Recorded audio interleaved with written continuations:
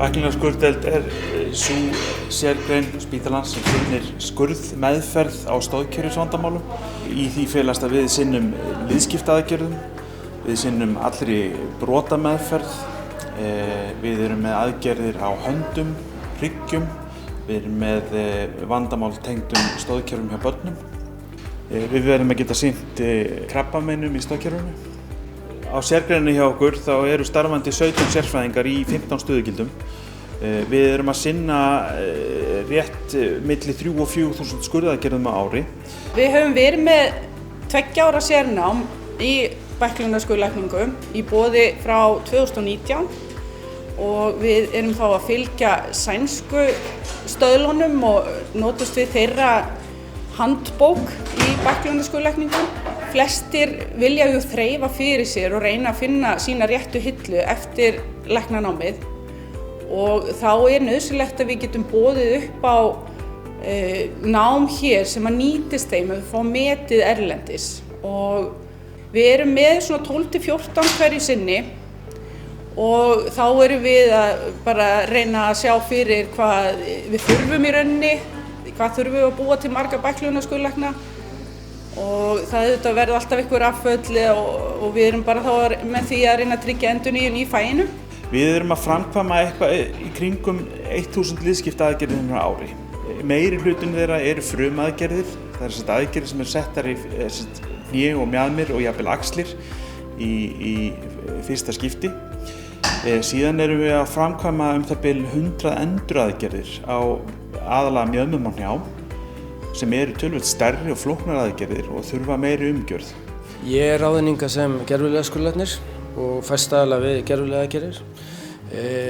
Við fáumst allir við tráma eða brotaaðgerðir á vöktum og svoleiðis, en mitt sérsvið eru gervilegaðgerðir og einkum enduraðgerðir á gervilegu. Það eru búið að gera gervilegaðgerðir á Íslandi mjög lengi og fyrsta gervilegaðgerðin á Íslandi var gerð 1945. Þannig ef maður hugsa það sem svo, þá er mikið af fólki úti í bæ komið með gervileiðum. Og það eru auðvitað ýmislegt sem getur komið upp á þar. Það getur verið los á gervileiðum og það getur verið svona með tíð og tíma losnar hann. Það getur komið upp sýkingar, fólk getur dottið og brotið sig upp við gervileiðum. Og þetta eru aðgerðir sem taka mikinn tíma og eru erfiðar. Með bættri verkjastillingu og þjálfun hefur okkur tekist að stytta legutímann, þannig að sjúklingarnir eru núna í langflestum tilvikum bara inniliggjandi í sólarhring. Við erum nokkrir sem að fáumst eingöngu nánast við gervilegaðgerðir og komum allir frá stöðum þar sem að er mikið þekking til staðar og við höfum getað fært hana áfram hingað. Svo erum við með sérfræðinga í brotameðferð og sem að gera geysilega flóknar aðgerðir líka. Slysadeildin rauninni flokkar sjúklingan eftir áverkum, mjög margir af sérstaklega ef þetta eru umferðarslys. Tala ekki flugslys sem hafa verið nokkur undanfarin ár, þá lendir það á okkur þegar að gjörgæslulæknar eru búin að sem sagt í rauninni bjarga lífi sjúklingana, að þá tökum við í rauninni við og komum þeim aftur á fætur. Ég er bæklunar og handaskurðlæknir en ég vinn sem handaskurðlæknir.